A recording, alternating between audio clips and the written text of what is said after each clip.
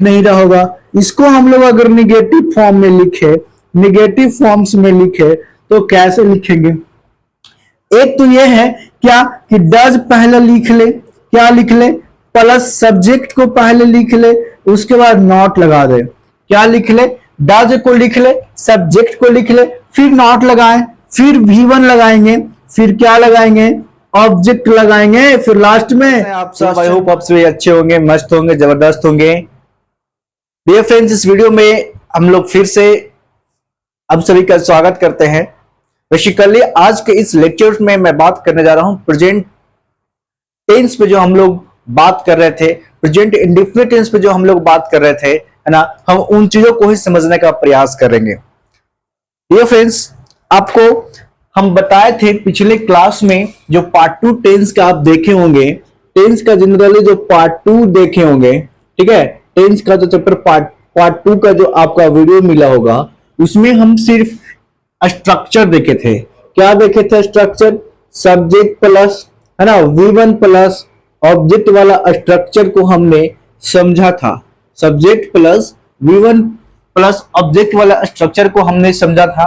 इसके बाद हम लोग इसके जो है क्या समझे थे? पॉजिटिव और नेगेटिव। क्या समझे थे? पॉजिटिव और नेगेटिव, ठीक है, पॉजिटिव प्लस नेगेटिव। उसके बाद हमने क्या देखा था मेरे भाई? हम लोग देखे थे इंट्रोगेटिव। क्या देखे थे? इंट्रोगेटिव, ठीक है। क्या देखे थे? इंट्रोगेटिव और प्लस इंट्रो का जो नेगेटिव है हम वो देखे थे। क्या देखे थे? इंट्रोगेटिव और इसका नेगेटिव, ठीक है। तो पिछले लेक्चर्स में हमने इनके स्ट्रक्चर को समझने का प्रयास किया था।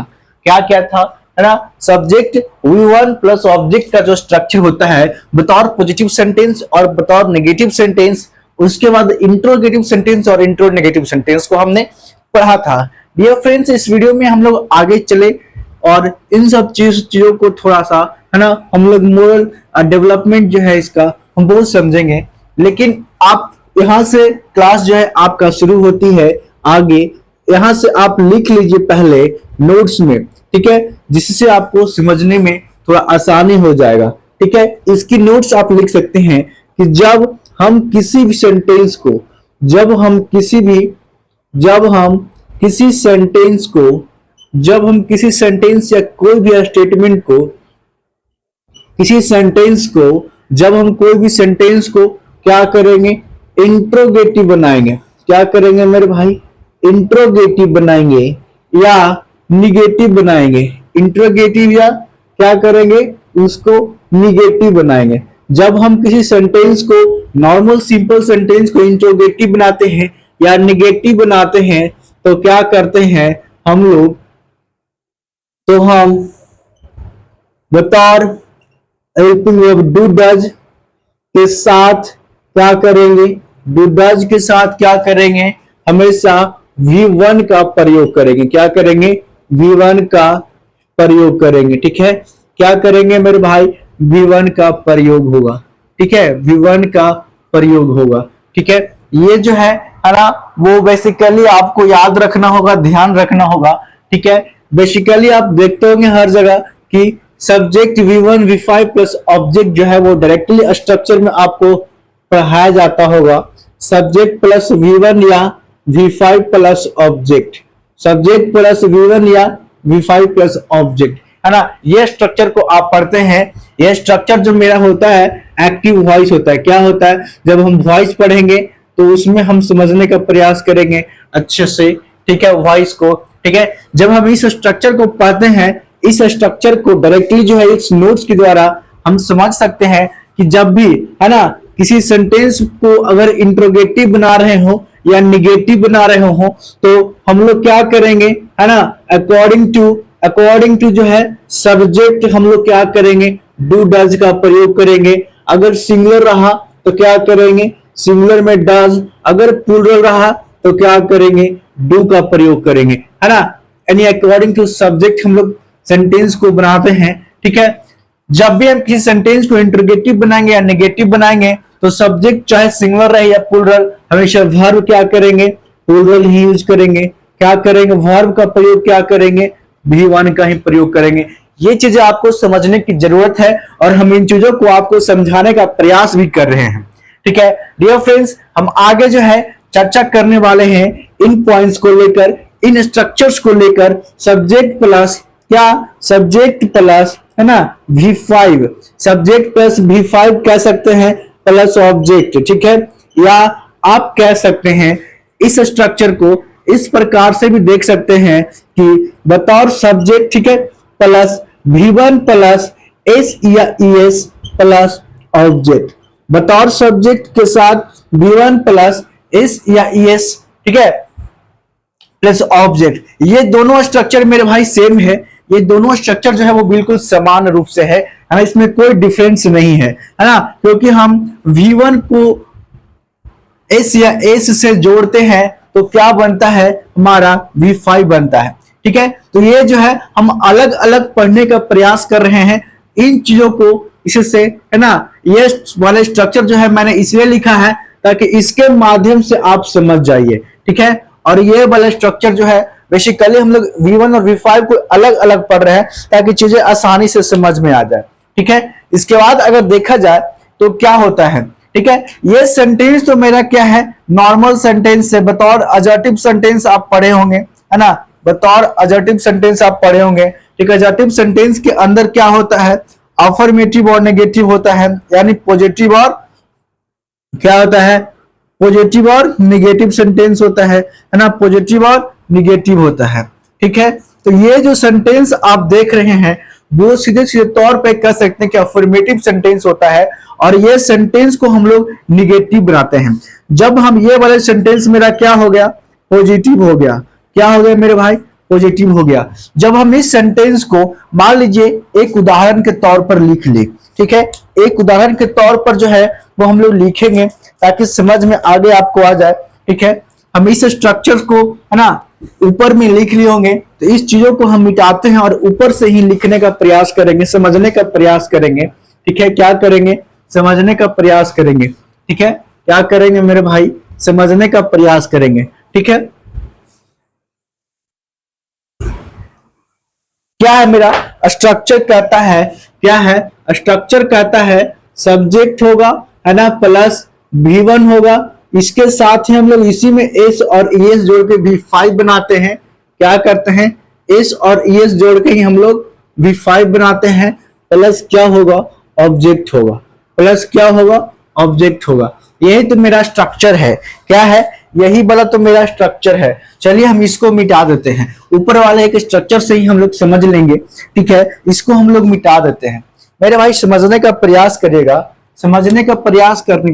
ठीक है, क्या ये जो मेरा स्ट्रक्चर है ना, जो आपको सेंटेंस में देखने को मिलता है, ये स्ट्रक्चर है जिसके माध्यम से हम किसी भी हिंदी वाक्य को, हिंदी सेंटेंस, हिंदी स्टेटमेंट्स को जो है हम लोग इंग्लिश में कन्वर्ट करते हैं, है ना। ये इसको बोलते हैं बनाने का नियम। क्या बोलते हैं, स्ट्रक्चर्स को बोलते हैं बनाने का नियम। ठीक है, कोई सेंटेंस जो है हम लोग लिख ले, क्या कर ले, कोई सेंटेंस को हम लोग लिख ले, क्या कर ले मेरे भाई, कोई सेंटेंस को हम लोग लिख लेते हैं, है ना, उसके बाद हम लोग इसको समझने का प्रयास करते हैं। ठीक है, जैसे मैं कोई सेंटेंस लिख लिया, जैसे में हमने कोई सेंटेंस लिख लिया, क्या सेंटेंस लिखते हैं, वह स्कूल जाती है। ठीक है, वह स्कूल जो है, वह स्कूल जाती है। ठीक है, वह स्कूल जाती है। ठीक है, वह स्कूल जो है जाती है, एक मेरा क्या हो गया, सेंटेंस हो गया। ठीक है, जब हम इस स्ट्रक्चर के माध्यम से इसको ट्रांसलेट करेंगे तो क्या होगा, सी, क्या होगा, सी, है ना, सी क्या लिखाएगा, सी, है ना, क्या होगा। उसके बाद क्या होता है, हमारा V1 है, क्या है, V1 है, जिसमें हम लोग S और ES लगा के, S या ES लगा के क्या बनाते हैं, V5, क्या बनाते हैं, S या ES लगा के हम लोग V5 बनाते हैं। तो इसमें क्या लगेगा, S या ES, यानी ES लगेगा, है ना। S कहां लगेगा और ES कहां लगेगा वो भी हम आपको आगे इस वीडियो में बताएंगे। ठीक है, चलिए हम इसको क्या है, सी गोज कहां जाती है, सी गोज टू स्कूल, कहां जाती है भैया, वो स्कूल जाती है ना, वो स्कूल जाती है। ठीक है, इसका ट्रांसलेशन क्या हो जाएगा, सी गोज टू स्कूल। ठीक है, क्या हो जाएगा, सी गोज टू स्कूल। ठीक है, अब ये मेरा एक सेंटेंस जो है, एक स्टेटमेंट जो है आपको दिख गया बतौर स्ट्रक्चर के टाइप में, तो हम लोग इसको क्या करते हैं, पॉजिटिव सेंटेंस मान लेते हैं। क्या कर लेते हैं, इसको पॉजिटिव स्ट्रक्चर मानते हैं। ये मेरा पॉजिटिव स्ट्रक्चर है ना, क्या है, पॉजिटिव स्ट्रक्चर है। इसको हम लोग क्या करेंगे, निगेटिव बनाएंगे, है ना। क्या करेंगे, अब इसको निगेटिव बनाएंगे। जब भी हम इस सेंटेंस से, इस स्टेटमेंट का, इस स्ट्रक्चर को निगेटिव बनाते हैं, तो इस स्ट्रक्चर को निगेटिव बनाने के लिए मेरे भाई, है ना, हमें ये इन बातों को ध्यान रखना होगा। क्या, जब हम स्ट्रक्चर्स को निगेटिव बनाएंगे तो ये जो है सब्जेक्ट हो जाएगा। क्या हो जाएगा, सब्जेक्ट हो जाएगा। और क्या हो जाएगा, सब्जेक्ट के साथ क्या हो जाएगा, डज। क्या हो जाएगा, डज हो जाएगा, है ना। सब्जेक्ट के साथ क्या हो जाएगा, डज हो जाएगा। उसके बाद लिखेंगे नॉट। क्या लिखेंगे, नॉट। ठीक है, इसके बाद हम लोग क्या लिखेंगे, V1 क्या लिखेंगे। उसके बाद क्या आएगा, ऑब्जेक्ट आएगा। ठीक है, उसके बाद क्या आएगा, ऑब्जेक्ट आएगा। समझिएगा, है ना। जब भी हम सेंटेंस के अंदर, जब भी हम किसी सेंटेंस को निगेटिव बनाएंगे, अभी हमने एक नोट्स लिखाया था कि जब भी हम किसी सेंटेंस को इंट्रोगेटिव बनाएं या निगेटिव बनाएं, ठीक है, तो डू डज के साथ हम लोग क्या करते हैं, V1 का प्रयोग करते हैं। क्या करते हैं, हमेशा V1 का प्रयोग करते हैं। इसको हम लोग ऐसे भी लिख सकते हैं, है ना, सब्जेक्ट प्लस डज नॉट। क्या लिख सकते हैं, subject plus does not plus V1 plus object. क्या लिख सकते हैं मेरे भाई, सब्जेक्ट प्लस, है ना, subject plus does not, doesn't पढ़ते हैं इसको, या V1 प्लस ऑब्जेक्ट हम इसको लिख सकते हैं, या इस प्रकार से भी लिख सकते हैं। ठीक है, इस प्रकार से भी लिख सकते हैं और इस प्रकार से भी लिख सकते हैं। कोई दिक्कत वाली बात नहीं है। ठीक है, कोई दिक्कत वाली बात नहीं है, बिल्कुल दिक्कत वाली बात नहीं है भाई। चलिए, इस स्ट्रक्चर के अनुसार अगर हम इस सेंटेंस को बना दे, वह स्कूल नहीं जाती है। क्या होगा, वह स्कूल नहीं जाती है। वह स्कूल जो है क्यों नहीं जाती है कि नहीं, ये आगे देखेंगे।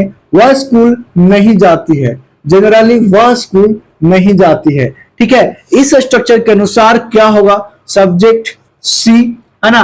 अब देखिए, सी क्या होगा, डज का प्रयोग होगा, है ना। She does not, she does not, she does not, है ना। वी, है ना, गो, V1 होगा। क्या होगा यहाँ पे, V1 गो टू स्कूल। क्या होगा, V1 गो टू स्कूल। अब भाई मेरे यहाँ पे आपको कंफ्यूजन हो सकता है, आपको समझने में प्रॉब्लम हो सकती है। समझने में प्रॉब्लम क्या आएगी आपको, ये देखिएगा। ठीक है, समझने में प्रॉब्लम क्या आएगा आपको, ये प्रॉब्लम यहाँ पे ये आएगा कि सर इस जगह पे तो गोज लगाए हैं और इस जगह पे गो लगाए हैं, है ना। यहां से यस लगाए थे हम लोग, क्या किए थे, यस जो है इस जगह पे लगाए थे और यहाँ पे यस नहीं लगाए हैं। जब आप क्या कह रहे हैं मेरे भाई, हमने नोट्स में लिखाया, जब भी हम किसी सेंटेंस को, किसी भी स्टेटमेंट को क्या करते हैं, है ना, इंट्रोगेटिव बनाते हैं या निगेटिव फॉर्म्स में लिखते हैं, तो हम लोग क्या करते हैं, डज लगाते हैं, है ना, डज लगाते हैं और क्या लगाते हैं, V1।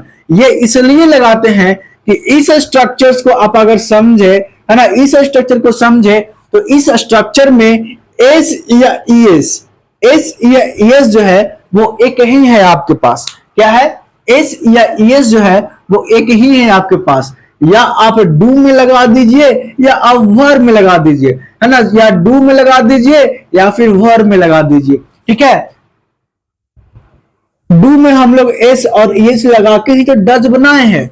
डू में हम लोग एस और ईएस लगा के तो ही डज बनाए हैं, है ना। तो जब हम लोग ईएस लगा चुके हैं एक बार, तो दोबारा मेरे पास बचा ही नहीं, तो हम इसमें क्या करते हैं, वर में हम लोग नहीं लगाते हैं। समझिएगा, ये स्ट्रक्चर्स जो है ना, V1 इसीलिए आया, है ना। अब जो है क्या है, सब्जेक्ट हो गया, डज में तो ईएस लग गया है पहले से ही, है ना, तो गो के साथ ईएस लगने के लिए कोई बचा ही नहीं, तो कहां से लगेगा, है ना, तो ईएस नहीं लगता है। तो यहाँ पे क्या हो जाएगा, V1 प्लस ऑब्जेक्ट हो जाएगा। चलिए अब आगे देखते हैं, इंट्रोगेटिव बनाने के लिए आगे जो है इसी स्टेटमेंट को इंट्रोगेटिव स्ट्रक्चर, इंट्रोगेटिव सेंटेंस में कैसे बदलते हैं, हम उन चीजों को सीखते हैं। जब हम इंट्रोगेटिव बनाते हैं, इंट्रोगेटिव है ना, इंट्रोगेटिव बनाते हैं तो ये क्या हो जाएगा, जैसे मान के चलिए इस सवाल को हम लोग लिख लिया जाए। ठीक है, या पहले स्ट्रक्चर्स को ही हम लोग लिख लेते हैं। तो क्या होगा, जैसे ये इंट्रोगेटिव बनेगा तो डज है ना ये पहले आ जाएगा, उसके बाद सब्जेक्ट है, उसके बाद क्या आएगा, वर्ब आएगा, उसके बाद क्या आ जाएगा, ऑब्जेक्ट आ जाएगा, उसके बाद क्वेश्चन मार्क्स रहना बहुत जरूरी है। ठीक है, ये मेरा इंट्रोगेटिव सेंटेंस है। ठीक है, क्या है, इंट्रोगेटिव सेंटेंस है। क्या आ जाएगा, does subject V1 plus object, उसके बाद क्या आ जाएगा, क्वेश्चन मार्क। अगर इस जगह पे है ना हम सेंटेंस को लिखे तो क्या लिखाएगा, क्या वह स्कूल, क्या वह स्कूल जाती है, क्या वह स्कूल जाती है। मेरे भाई समझने का प्रयास करिए, क्वेश्चन मार्क्स दिया रहेगा, है ना। तो हम इस स्ट्रक्चर के माध्यम से जो है इस स्टेटमेंट को हम लोग इंट्रोगेटिव में कन्वर्ट करेंगे। तो क्या लिखाएगा, डज सी, डज सी क्या आएगा, है ना, वर्ब आएगा, है ना। गो क्या होगा, go to school, does she go to school, last में क्वेश्चन मार्क आएगा। क्या आएगा, does she go to school, last में क्वेश्चन मार्क। इसी सेंटेंस को अगर हम लोग निगेटिव बनाए, इंट्रो निगेटिव, क्या करें इसको, इंट्रो निगेटिव बनाए, क्या करें, इंट्रो निगेटिव सेंटेंस बनाए, हाँ, इंट्रोगेटिव को निगेटिव सेंटेंस बनाए, तो क्या करेंगे, जब हम लोग इंट्रोगेटिव सेंटेंस को निगेटिव बनाते हैं, जब हम लोग इंट्रोगेटिव सेंटेंस को निगेटिव बनाते हैं, है ना, तो हम लोग इसको कैसे लिखेंगे, कैसे लिखेंगे मेरे भाई, कैसे लिखेंगे, ये देखिए थोड़ा ऊपर लिख लेते हैं, क्या पता, है ना, वीडियो में दिख नहीं रहा होगा। इसको हम लोग अगर निगेटिव फॉर्म में लिखे, निगेटिव फॉर्म्स में लिखे तो कैसे लिखेंगे।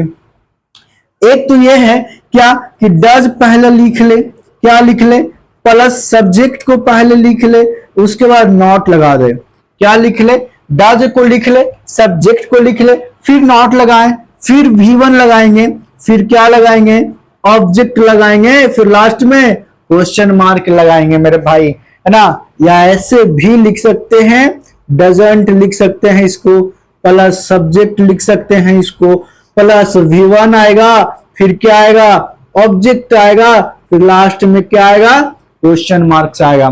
ठीक है, तो इस स्टेटमेंट को हम लोग इस प्रकार से क्लैरिफाई कर सकते हैं, डज, है ना, क्या लिख सकते हैं, डज लिख सकते हैं।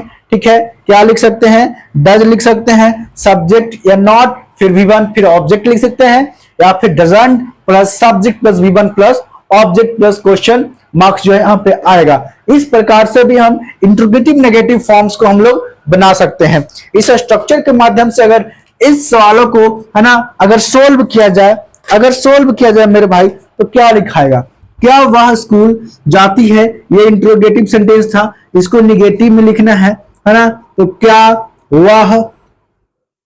वह स्कूल नहीं जाती है, क्या वह स्कूल नहीं जाती है, होगा कि नहीं होगा, होगा कि नहीं होगा, होगा ना। तो ये स्टेटमेंट जो है क्या बन गया, इंट्रो निगेटिव, क्या बन गया, इंट्रो निगेटिव वाला स्टेटमेंट लिखा गया मेरा, क्या वह स्कूल नहीं जाती है ना, क्या वह स्कूल नहीं जाती है, ये मेरा इंट्रो निगेटिव वाला सेंटेंस बन गया। इसको हम according to statement, according to structure अगर हम सोल्व करेंगे तो क्या होगा, या डज लिख सकते हैं, पहले क्या लिखेंगे, डज लिख सकते हैं, फिर सेंटेंस का सब्जेक्ट क्या है, सेंटेंस का सब्जेक्ट क्या है, सी, सेंटेंस का सब्जेक्ट क्या है, सी, उसके बाद क्या आएगा, नॉट, क्या आएगा, नॉट आएगा, उसके बाद V1 क्या आएगा, है ना, गो हो जाएगा, प्लस ऑब्जेक्ट क्या है, स्कूल, गो टू स्कूल, उसके बाद लास्ट में क्या आना है, क्वेश्चन मार्क्स आना है, लास्ट में क्या आना है, क्वेश्चन मार्क्स। अगर इसके माध्यम से हम लोग डज नॉट को पहले लिख लें तो ऐसे भी बना सकते हैं, कोई दिक्कत वाली बात नहीं है, कोई दिक्कत वाली बात नहीं।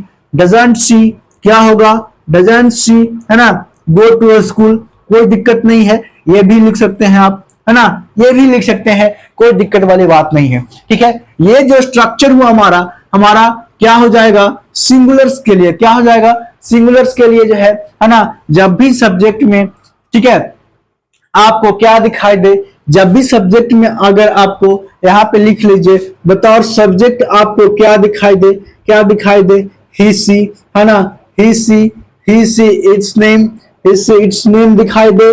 ठीक है, तो क्या लगेगा, V5 लगता है, क्या लगता है, V5। और V5 जो होता है वो क्या होता है, V5 जो होता है मेरे भाई, V5 जो होता है V1 में S और ES जोड़ने के बाद जो आता है ना, वो V5 बनता है। क्या बनता है?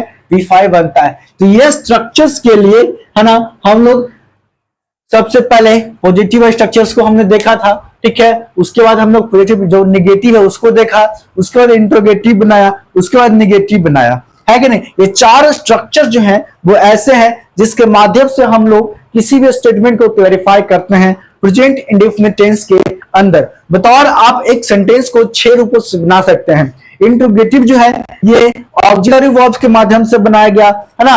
अब जो है ये क्या बनता है? WH वर्ड्स के माध्यम से भी इंट्रोगेटिव सेंटेंस जो बनता है। आप सेंटेंस पढ़े होंगे तो आपको पता होगा। सेंटेंस हम लोग दो माध्यम से इंट्रोगेटिव बनाते हैं, एक ऑक्सिलरी वर्ब जिसकी संख्या 24 होती है, और एक जो है वो WH वर्ड जिसके माध्यम से हम लोग सेंटेंस को क्लैरिफाई करते हैं। तो डियर स्टूडेंट्स, ये जो है अभी प्रेजेंट इंडेफिनिट टेंस का सम कॉमन स्ट्रक्चर जो है, बेसिक फंडामेंटल स्ट्रक्चर जो है, उसके माध्यम से मैं आपको समझाने का प्रयास कर रहा था V1 और V5 का स्ट्रक्चर। V1 और V5 का स्ट्रक्चर पार्ट 2 में टेंस में V1 का स्ट्रक्चर देखें, पार्ट 3 में आप V1 प्लस S और ES या V5 का स्ट्रक्चर्स को हम लोग देखने का, समझने का प्रयास कर रहे हैं। तो पार्ट 2 में और पार्ट 3 जो है ये सिर्फ आपका स्ट्रक्चर्स के लिए बनाया गया है, ठीक है।